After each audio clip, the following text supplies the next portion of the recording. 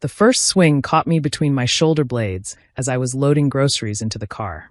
I heard the crack. Whether it was the bat or my bones, I couldn't tell before the pain registered. Then I was on my knees in the Walmart parking lot, oranges rolling across the asphalt. My mother standing over me with the aluminum baseball bat she kept in the trunk for protection. "You thought you were so clever," she hissed, raising the bat again. "Telling your teacher about the bruises. Did you think I wouldn't find out?" The second swing hit my lower back. I screamed and tried to crawl away, but she followed, methodical and calm. The parking lot was strangely empty for a Saturday afternoon. Later, I'd learned she'd waited specifically for the lunch hour lull, when most shoppers were inside. "Mom, please," I gasped, trying to drag myself under the car. I didn't tell anyone anything. But I had. Mrs. Rodriguez had noticed the fingerprint bruises on my upper arms during PE, and I'd been too tired to lie anymore. Too tired at 16 to keep pretending that my mother's rage was normal, that her punishments were discipline, that I deserved what happened behind our closed doors. The third swing caught my ribs. The fourth, my hip. I counted each one, some survival instinct making me catalog the damage as it happened. 5 across my spine. 6 on my legs when I tried to crawl. 7, 8, 9, each blow precise, avoiding my head, avoiding anything immediately fatal. My mother was a nurse. She knew exactly how to hurt without killing, how to damage without leaving obvious evidence. Or so she thought. "Get up," she commanded after the 9th swing. "We're going home." I couldn't get up. I couldn't feel my legs properly, and when I tried to push myself up with my arms, agony shot through my spine like electricity. I collapsed back onto the asphalt, my cheek pressed against the rough surface. I said, "Get up." She grabbed my arm, trying to haul me to my feet. When I screamed in pain, she finally seemed to realize something was seriously wrong. The bat clattered to the ground as she knelt beside me, her entire demeanor shifting in an instant. "Oh my God, baby, what happened?" Her voice transformed from rage to concern so quickly it gave me whiplash. "Did you fall? You must have fallen. These bikes in the parking lot, so dangerous." There were no bikes. We both knew there were no bikes. But she was already constructing the story, the lie that would explain why her daughter was lying broken in a parking lot. A woman came out of the store, saw us, and rushed over. "Is she okay? Should I call 911? "Yes, please." My mother's tears came on command. She fell off her bike. "I just found her like this. My poor clumsy girl, she's always having accidents."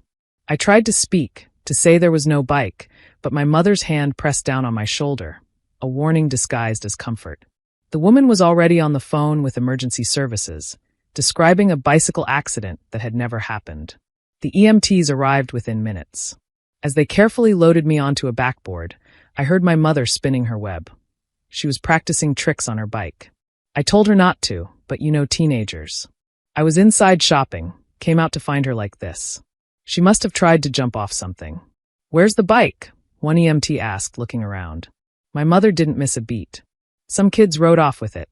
Can you believe it? She's lying here hurt, and they just took it." At the hospital, the lies continued. "Clumsy girl, always falling," she told the ER doctor, clutching my hand hard enough to hurt. "Last month she fell down the stairs. Before that, she tripped into a door. I keep telling her to be more careful." Dr. Patel nodded, making notes. But when the x-rays came back, his expression changed. He called in Dr. Kim from radiology, and they examined the images together, speaking in low voices.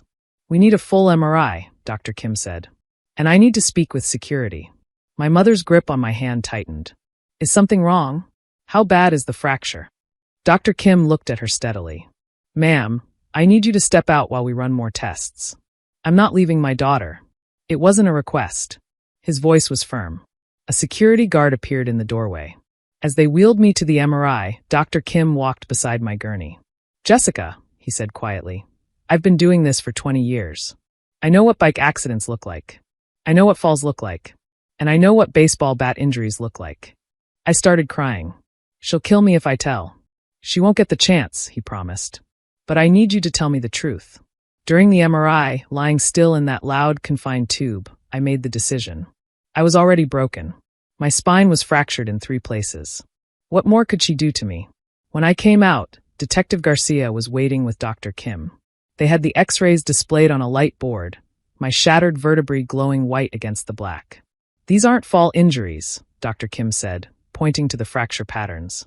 These are impact fractures consistent with being struck by a rod-like object. Multiple strikes from different angles. Someone would have to fall off a bike 9 separate times to create this pattern. I told them everything. The beating in the parking lot. The years of abuse before it. The careful way my mother chose where to hit, how to hurt. Her job as a nurse giving her the knowledge to maximize pain while minimizing visible evidence. The parking lot, Detective Garcia said suddenly. Walmart has cameras everywhere. If this happened where you said. Within an hour, they had the footage. I didn't watch it. I'd lived it once, that was enough, but Detective Garcia's face told me everything. She went pale, then angry, then determined. 9 strikes, she confirmed. Clear as day. Your mother methodically beating you with a baseball bat while you try to crawl away. Then helping you up, making it look like she found you injured. The footage was damning. It showed my mother taking the bat from her trunk, walking calmly to where I was loading groceries. The first surprise strike. My attempts to escape. Her following me, swinging again and again. The complete lack of any bicycle in the frame. They arrested her that night. She was still at the hospital, still playing the worried mother, when the officers arrived. The shock on her face when they read her rights was the first genuine emotion I'd seen from her in years. This is a misunderstanding, she protested. Jessica, tell them. You fell off your bike. There was no bike, I said quietly. There's never been a bike. The trial revealed the depth of her deception. Medical records going back years, each injury explained away. Falls down stairs that happened when no one was watching. Sports injuries from sports I didn't play. Accidents that coincidentally occurred whenever I showed signs of independence or defiance. But the parking lot footage was undeniable. The prosecution played it for the jury, all 9 strikes clearly visible. My mother's calm, methodical approach. My desperate attempts to crawl to safety. The transformation when the bystander appeared, from attacker to concerned parent in seconds. The defendant isn't just guilty of assault, the prosecutor stated. She's guilty of years of systematic abuse, hidden behind her medical knowledge and position of trust. She knew exactly how to hurt her daughter without killing her, how to explain away injuries, how to maintain the facade of a caring mother while breaking her child's bones. The sentence was 15 years. As they led her away, my mother looked at me one last time. I only wanted you to be better, she said. Everything I did was for you. The courtroom was silent. Even after everything, she couldn't admit the truth, that her violence was about control, not care. That breaking my spine wasn't discipline. It was attempted murder disguised as parenting. Recovery took months. 3 surgeries to stabilize my spine. Physical therapy to learn to walk properly again. The doctor said I was lucky. A few millimeters difference in any of those fractures and I'd have been paralyzed. But the hardest recovery was psychological. 16 years of being told I was clumsy, that my injuries were my fault, that I deserved what happened. The parking lot footage became my anchor to reality. Proof that I wasn't clumsy, wasn't accident-prone, wasn't making things up. I live with my aunt now, my mother's sister who'd been pushed out of our lives years ago for asking too many questions about my injuries. She cried when she saw the footage, apologizing for not pushing harder, for letting my mother's lies convince her to back off. She was always so convincing, my aunt said. Even when we were kids. She could make you believe anything. The Walmart parking lot has been repaved since then, the bloodstains from that day power washed away. But the camera that saved my life still hangs from the light pole, a silent witness to whatever happens below. Sometimes I drive by and look at that spot, Space 47, Row C, where my mother tried to break me and a security camera caught her in the act. Where my spine shattered but my silence finally broke. The bat was entered into evidence, my blood still on the aluminum.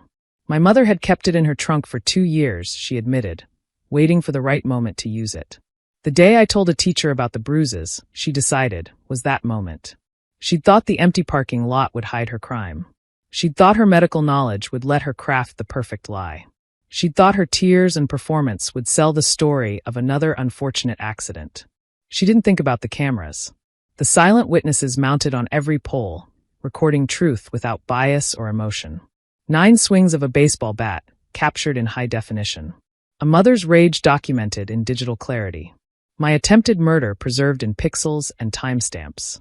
Dr. Kim still works at the hospital. He tells me he uses my case to train new radiologists, teaching them to look beyond the obvious, to question stories that don't match the evidence. Bones don't lie, he says. They tell the truth about what happened to them, if you know how to listen. My spine tells the truth too, in its healed fractures and residual pain. 3 vertebrae that shattered under my mother's bat, now held together with titanium screws. I'll carry that hardware forever, a reminder of the day my mother tried to break me in a Walmart parking lot. But I carry something else too, the knowledge that sometimes guardian angels come in the form of security cameras. That parking lots have eyes. That even the most convincing liars can't argue with video evidence. My mother told the ER doctor I was clumsy, always falling. The CCTV showed her swinging a bat 9 times while I crawled away. The radiologist saw fracture patterns that exposed years of lies in an instant. The truth, captured at 30 frames per second, set me free.